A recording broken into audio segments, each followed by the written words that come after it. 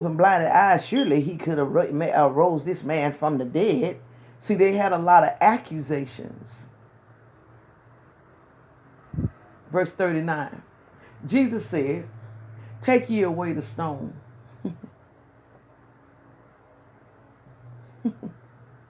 Take ye away the stone. Martha, the sister of him that was dead, said unto him, Lord, by this time he's stinking, for he has been dead 4 days. See that carnality still talking? That carnality is still in operation. This is the stuff that grieved Jesus. This was the stuff that grieved him down on the inside.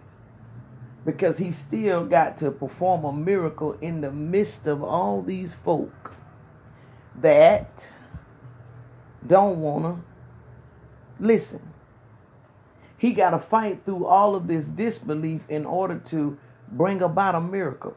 There's nothing harder than to try to be, to be who God has called you to be, or do what God has called you to do in the midst of people that don't believe. In the midst of accusations, in the midst of speculations.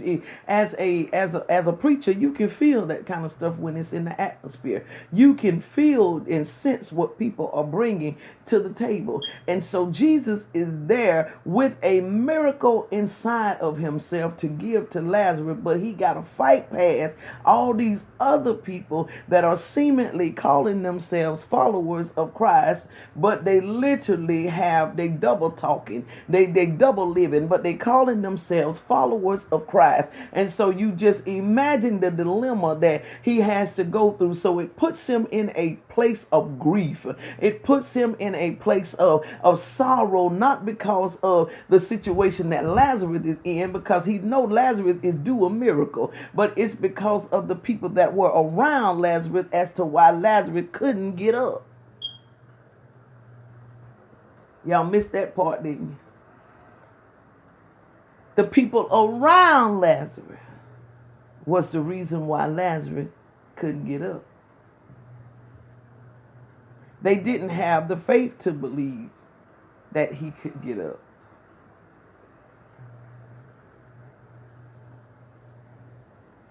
So she says he's been dead now for at least 4 days. Still carnality talking. So Jesus says to her in verse 40, John chapter 11, verse 40, Jesus says unto her, said I not unto thee, that if thou wouldest believe, issue number 1, thou shouldest see the glory of God. So then they took away the stone from the place where the dead was laid. I need y'all to keep paying attention to that, taking away that stone. They took away the stone from the place where the dead was laid. And Jesus lifted up his eyes and said, Father, I thank thee that thou hast heard me. Okay, verse 41, let's get in it. Then they took away the stone from the place where the dead was laid. This was a place they chose to lay him. They chose to put him in this place. There was no instruction from God at all to tell them what to do with Lazarus. This was the place that they chose to lay Lazarus because they didn't have the faith to believe that Lazarus could be healed from his sickness. So whenever people don't believe that you can be healed, or if you don't believe that you can be healed yourself, the next thing that you're going to do is create a place for your death. You can bet it.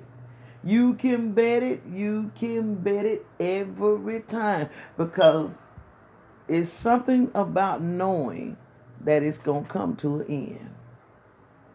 So they create a place for this body to lie that's dead, because they knew that at the rate of sickness that he had, that he was subject, that he was subject to die.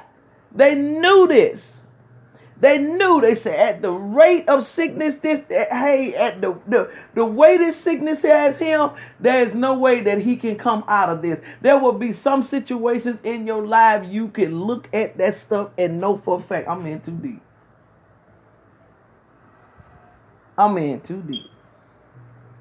I'm too far. I'm in.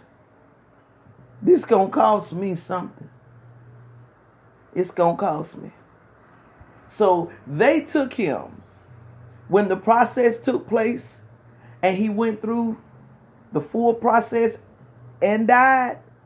They did not take this corpse and place this corpse in a cave. And what the scripture said. It was a cave and a stone laid upon it.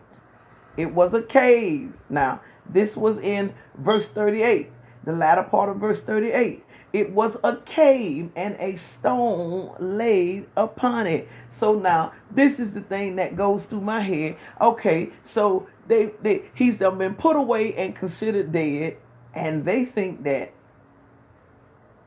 there is no hope. There's not any more hope. So this is what we're going to do. We're going to put a stone in front of the door. First off, we're going to put you in a cave. And then we're going to put a stone in front of the cave. Because we believe that there is no hope for you. There is no way that you're going to be able to get out of this. It's over. It's done. It's a wrap. There is no way. But now, we're going to do this to you, but yet we consider ourselves to be people that have a relationship with Jesus. Msphine, you going to do this morning? I'm going to do it, y'all. I'm going to do it. I'm going to do it. If that's not contradiction, I don't know what contradiction is. These people had direct access to Jesus. How you know that, Pastor Lee? They had talked to him. They had sent word for him. They sent word for him. They knew exactly where he was. They sent word for him. Said, hey, tell Jesus to come over here because Lazarus is sick unto death. They said, it's bad.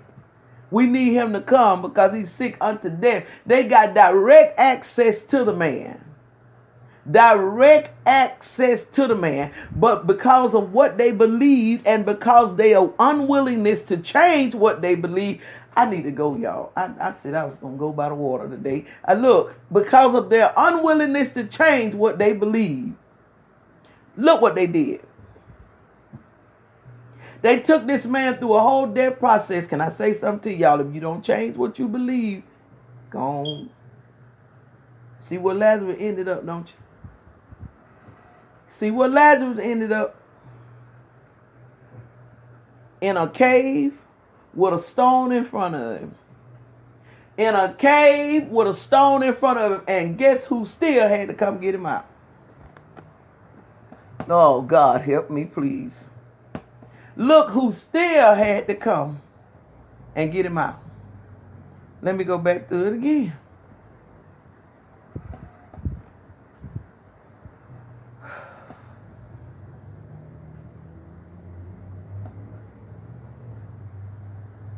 Verse 41. Then they took away the stone from the place where the dead was laid. They had to take that stone away. They put that stone there, so they had to take that stone away. Look, y'all. It's your responsibility to deal with your stuff. The Lord comes in to cleanse. But it is our responsibility to deal with our stuff. So you can sit there all day long. I'm waiting on the Lord to do this. I'm waiting on the Lord to do that. I'm waiting on the Lord to cleanse. I'm waiting on the Lord to do the Lord. Now I'm waiting on you. You put this stuff here. Your own mentality, your own way of thinking has literally shaped your world. It has literally caused your world to become the world that it is. It comes from your own thought, your own, right in your own mentality, your own in here, your seat of reasoning, in the cerebral cortex. It comes from that place yourself. So since you've taken yourself in that place, locked yourself up in that cave, then okay, you go remove that stone. What removing the stone represents is the changing of the mind. That's what it represented. These people had put this boy here with an intent that he's done. He's not ever coming out. But as soon as Jesus showed up, why is it that they was willing now to remove the stone? I tell you why, because they knew Jesus had the power to free him.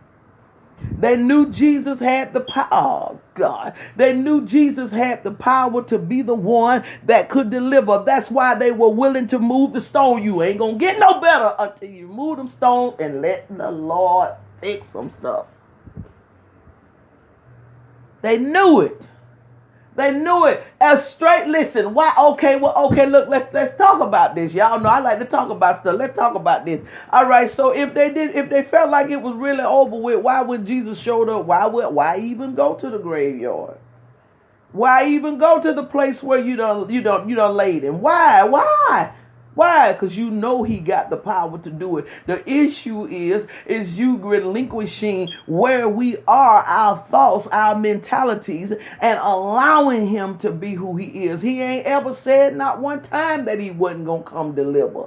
He didn't say when they sent word for him, because they knew he could do it. And when they sent word for him to come, he didn't say, tell them I ain't coming. The Lazarus, go ahead and let him die. He did not say that. Not one time. But they took it upon themselves because of their own mentality, which is our own problems on every occasion. It's our own issue. Our own mentalities and what we think and how we do stuff. That's what gets us every time. So they took it upon themselves to say, well, since he did not show up like we wanted him to show up, and when we wanted him to show up, well, then I guess he just ain't going to show up. So, all right, Lazarus, you go ahead. He going to go ahead and die. And they're crying over Lazarus, but the entire time they're mad at Jesus, saying that if you had been here, then this would not have happened. So they're in a dilemma the whole entire time. There is a weeping over Lazarus and a anger that is at God because you ain't did such and such. But God